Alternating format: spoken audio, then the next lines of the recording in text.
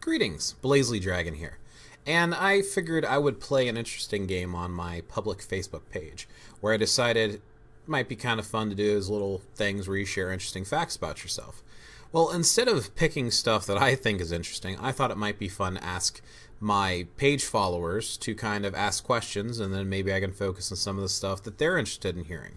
So, usually when I do videos, I will always answer any question throughout my opinion, but these were specifically about facts that had to do with me or even my personal opinion or viewpoints. So since I don't always cover those, I thought it might be kind of fun.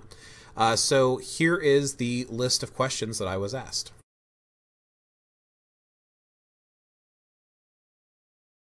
Question 1. What got you interested in illusions, and how did you become so good at doing them? Like most children, I grew up loving magic and stories of sorcery and mysticism and old wizards and, druids and superheroes and all these different types of characters that had these powers. I always thought they were fascinating, even at a young age. Well, when I was young, I would, of course, want to emulate this just like most kids try to do. So, of course, I was out there trying to do things. When I was in elementary school, one of my teachers actually knew a professional illusionist who's actually still here on YouTube.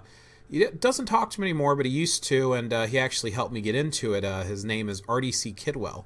And he used to do these performances at this place called Brewery's Magic, which was down in Cincinnati. So I'd gone in there a few times and learned a few classes and picked up a couple of tricks and things like that. And this teacher actually gave me her son's magic trick case. It was like a collection of different tricks that you could do for children, and I practiced with those, and I found some old magic trick books like the balloon with static electricity sticking it to the wall, little rubber band tricks and things like that in this book in my grandfather's basement as well.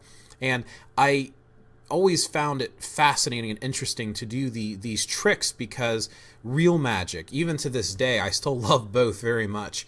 Real magic, as far as I know and from my experience, does not have the ability to make fire come out of your hand or to even levitate and move things in the air. Even though psychokinesis and telekinesis are very real, what they're capable of doing, I think, is very limited. I think they're more influences on the physical reality more so than the actual moving and pushing of objects. I've never been able to lift an object, and the only things that I've moved was like candle flames and telekinetic enhancing tools and things. So with that, if I want to do some of these big crazy stuff like you see in the movies, that's through tricks and illusions. So I kind of got hooked on doing it, and I started doing shows, and I was doing like day camp type of things. I was doing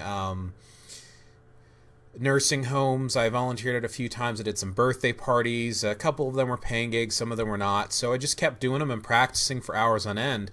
Now, I wouldn't say that I'm very good at them. I'm definitely a novice, and there's many illusionists out there who are way better than I am. But it was very enjoyable for me because bringing a smile to somebody's face or a laugh or something like that to me was very rewarding. Letting them believe in the impossible again. Too many of us get hung up on what needs to be reality and what people in society and adults tell us what is true and what is real instead of truly experiencing it for ourselves. And I think that's one thing that has led me and maybe many others into actual mysticism and the mystic arts and magical arts, is because we look at the world in a different way and we're not citing ourselves in on what other people tell us we should be thinking. So I guess that's the way I would answer that question. If you could go anywhere in the world, just drop everything and go, where would you go and why? This is actually a very interesting question, and one that's kind of hard for me to answer. I actually hate traveling. I don't like going places. I actually suffer from anxiety and different type of stomach problems. When I travel, they tend to flare up. So I definitely like to stay home and not go places. However, if I could handle traveling or if I could afford traveling, I guess there's a couple places in the world that I wouldn't mind seeing. I'm kind of a mutt on both my mother and father's side. I've got like 5 different nationalities in my bloodline, and some of those places would be neat to visit. I'm partially of an Irish descent, and I think going to Ireland might be kind of cool. I definitely wouldn't mind going to England. There's definitely some places, maybe London, etc., that would be nice to kind of check out, and I've got some friends over there, Burly Man and his father Snowdog. Definitely would be cool to go visit them. I've thought Canada might be kind of interesting. I definitely want to go see where my ancestors come from in Iceland. I think that would be amazing to see some of the ice caves there. Australia has piqued my interest just because of all of the unusual animals and stuff that are there. But probably the two top places on my list of where I would travel in the world would probably be China and Japan. Now, I could go into long explanation and stories of why I'm definitely reluctant to go, but still want to kind of go. But let me just tell you where I would go if I did go to visit these places. So China is probably the top of my list. I would actually, if I could afford it, there is this academy, this Wudang Academy in Hebei province, which is actually has Shifu Yuan there, who teaches internal Wudang martial arts. And although I've learned from a very, very talented Shifu in my area, I think it would definitely be cool to actually go there and learn more about Taoism firsthand and the internal martial arts, which I love so passionately. It's definitely an expensive trip, and idealistically it would be something that you'd want to train at for a couple of years, and their training regimen would probably get me off my fat butt and get me in shape. I think that would be incredible to go visit there. Aside from that, I think going to Japan, maybe checking out like the remains of Iga or Koga village, you know, maybe even checking out possibly Okinawa, you know, right off Japan. Maybe, you know, going there and checking out some of the Bujinkan stuff like the Budo Taijutsu. I don't know. I think some of that stuff at least interests me enough to say, hey, that might be kind of cool, worth checking out. But honestly, yeah, I'm probably not going to travel anytime soon. Do you own any firearms? If so, what type and how do you use them? I'm actually very reluctant to list all of the weapons that I own. I love weapons very much. I think that there is an art in using them. I think knowing how to use them is a skill that many people have lost. And, you know, also the fact that, you know, they're great for defense, protection, whatever the case may be. Now, I'm, of course, talking about not just firearms, but weapons, period. And I do own quite a large amount. Now, when I was saying I'm very reluctant to list them all out, I'm also reluctant to list and broadcast to everyone the exact number of firearms I own and what types. Just for the, I guess, paranoia almost of the gun grabbers, or if they ever did try to do a collection of, oh, well, what guns does everyone own? I do own firearms, and I've actually got some videos up on some of the firearms that I do own, where I'm kind of reviewing them and going over, you know, shooting them and things like that. I own some handguns, and I own some rifles. I'm very, very fond of them, and I like them a lot. As far as what I use them for a combination of things. Mostly, I keep, you know, some loaded for home defense, where I can get to them, but they are still safely inaccessible to others and only myself. And my wife is able to access them. And I definitely keep them, you know, like I said, loaded in case I ever did need them. Now, I never had to discharge my weapon, and God's be willing, I will never have to discharge my weapon, especially against another human being. I don't want to have to. But if it came down to it, my family's coming first. Have I grabbed my weapons before? Absolutely. I've grabbed my weapons and went to check out some noises, and it ended up being nothing. So I've never had to use them. The stuff that I do use them for is target shooting. I love target shooting. Punching holes in some paper targets. Fantastic time. Even on a normal, boring lane where you're just like, you know, here's the range and there's the target and popping some holes in the paper. I would love to actually go to a nicer target range that had maybe some metal targets that I could knock down, or sort of difficult obstacle courses, or, you know, moving through and be more dynamic and active with my weapon training, not just, you know, punching holes in a paper. Because it's a different mentality there. When you're sitting here shooting at paper and it's not moving and you're just open range right in front of you, versus going around walls or through doors or through openings or through windows or around obstacles, or moving, or the targets are moving, or you're trying to, you know, determine what's a threat and what's not a threat. It's a very different mentality, and I think that most training for any weapons is better if it's dynamic and more of a live action situation. But yeah, that's about as much as I'll say on that topic. Wouldn't you prefer to live in a country where no one has weapons? Or do you still prefer weapons? This is a very interesting question. If I had the choice, which technically I do, to move to another country that has no weapons, or to change the United States and take away all weapons from everyone, I wouldn't. I grew up with weapons. I've learned how to respect them, and I've learned how to use them safely from a young age. And this is not just talking about my firearms. This is talking about my spears, my swords, my axes, my knives, my staves, all of them. A weapon in and of itself causes no harm, and people collect them for all sorts of reasons, and there's an art form to using them. And when you think of weapons and them harming people or people who are afraid of them, it's because of the unknown and the fear of this is something different. But to actually use it to harm someone, it takes a conscious choice.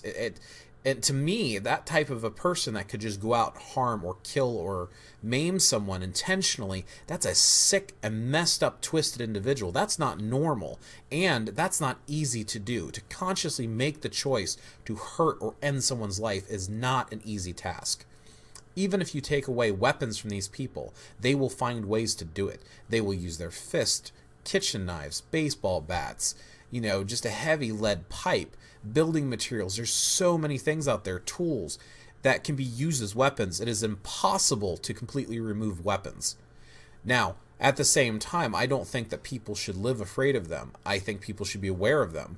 In my country, in the United States, there is a lot of restrictions on weapon ownership, especially with firearms. It's not like everybody could just go round up and buy one, you know, and if you break certain laws and you have certain things that you've done, you are not able to legally own one. I mean, people could, of course, can get them anyway, but it's not as easy as it sounds. I've never witnessed an actual firearm use in front of me or in my neighborhood or where I was growing up. Obviously, it happens. It happens in many places. But to me, I don't fear weapons. They're, you know, part of me. The way I use them, they're an extension of my body, you know, with my martial arts practice and everything else. And the thought of giving those up just because some people misuse them, I don't think I would like that very much. So, no, absolutely not. I'm perfectly happy living with and around weapons. Could we talk on the phone? Potentially, yes, but no. I usually don't give out my phone number. There has been a rare exception where I've met people online and have given out my phone number, but I'm very reluctant to do so for obvious reasons. Usually, I don't use the phone a lot, and I usually don't have the ringer turned on anyway, so the ability to get a hold of me via phone is very difficult. However, as always, I am open to questions. You're welcome to message me on my public Facebook page or, you know, on YouTube or anything that you want to do. It is also more likely that we could talk through a video chat type of thing like Skype or something along those lines. Or, I mean, there's a couple other ones that have them as well, but Skype's the one I use the most of the time. When will you come to my home and teach me how to manage my pain? Never. No, in all honesty, I don't travel very much, as I think I mentioned in one of the earlier questions. I don't like traveling.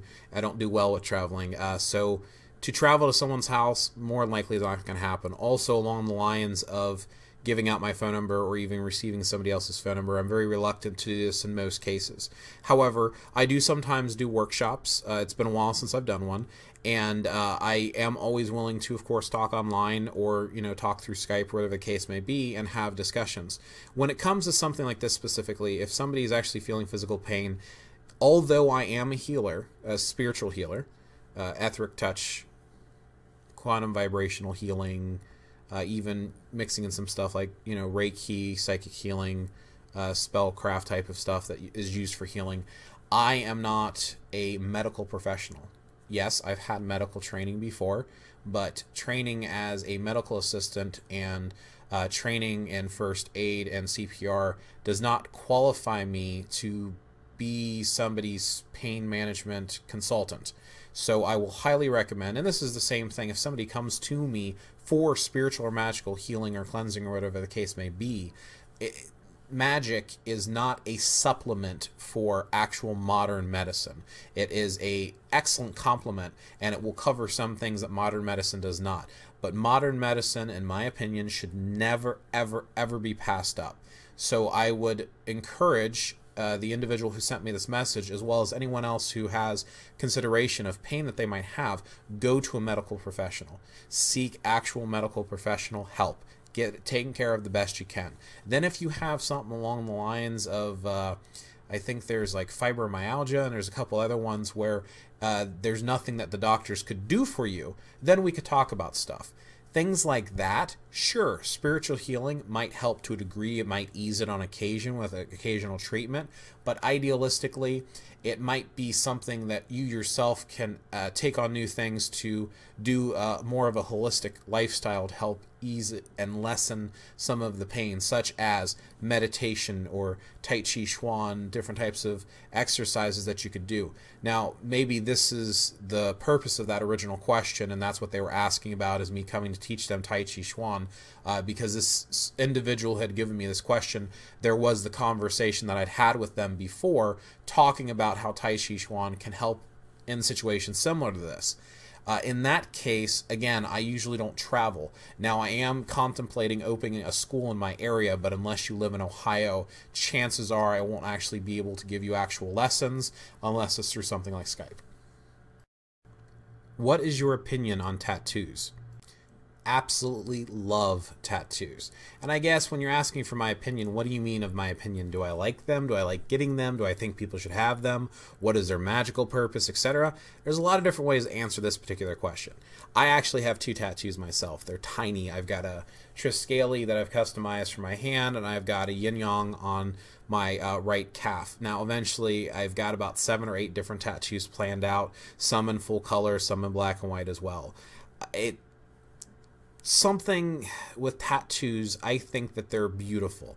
I think people that have tattoos, they're incredibly attractive. Of course, if they're on men, they're kind of neat, not necessarily attractive to me. Nothing wrong if you are a male who find other males attractive. I personally don't. But I think tattoos are just fantastic. They're awesome. They're incredible works of art if they're done correctly. I do know a few tattoo artists who are definitely artists in every sense of the word. As far as magical purposes, I think that an individual could be tattooed and have symbols or even have energy worked in while the tattooing is being done. And I am under the impression that this was done in past days in some of the tribal societies. Of course, each society is a little bit different, and I don't know if it's still alive today. But all in all, tattoos are freaking awesome. So that was the last question and pretty much wraps up this video. I, of course, had posted this on my Facebook page, my public page, BlazeLeeDragon, and it was requested by at least 4 or 5 of the people who asked some of these questions that I do a video, which is why you're watching this video. This is a very long video, so if you're still watching and you're hearing me say this, thank you for watching. I do appreciate it. Please remember to thumb up, like, and subscribe. I do take video requests, and I'm happy to share my opinion with the world. So, again, thank you for watching. This is BlazeLeeDragon. Enjoy.